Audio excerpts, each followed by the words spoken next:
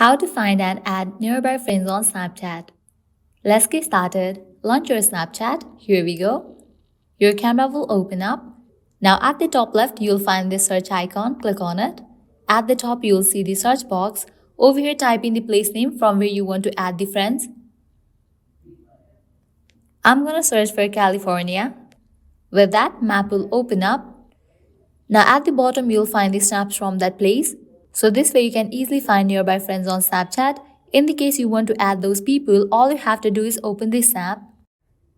Now over here you'll find their profile icon. You have to click on it. Once you land to the profile page, now over here you will find this option of add. Go ahead and click on it. With that, you have just added this person to your Snapchat. By applying the same process, you are able to find and add nearby friends on Snapchat. All you have to do is search for the place from where you want to add the people. Well, that's a wrap for this video.